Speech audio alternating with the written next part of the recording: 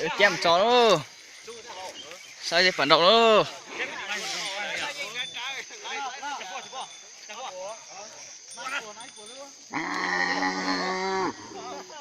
Cho là tụi tị đi nó.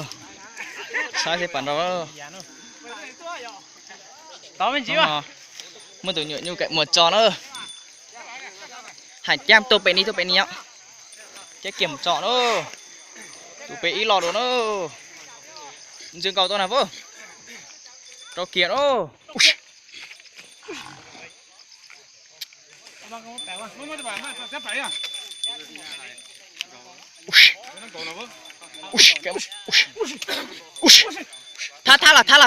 Thả là hại. Ôi dồi. Đồ chảnh ô. Ôi dồi dồi. Ôi dồi dồi. Chết thì tí hại. Ôi dồi. Ôi dồi dồi. Ôi dồi dồi.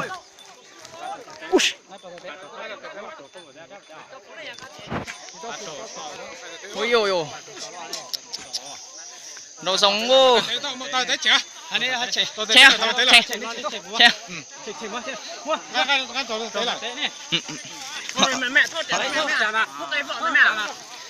Ồ.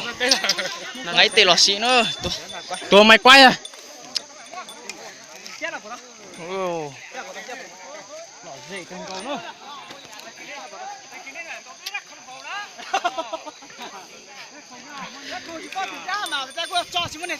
Nhìn đầu chí đồ. Ô.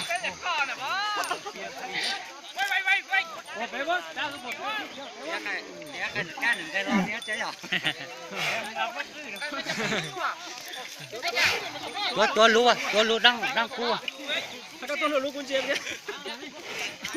Chị trò này. Cái tàu cũng khó chí ngồi ở trên này cũng là bom mua.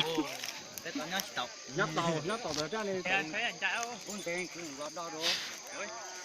Lâu rồi. Mới về đến à? Vừa mới về đến lúc thảm luôn.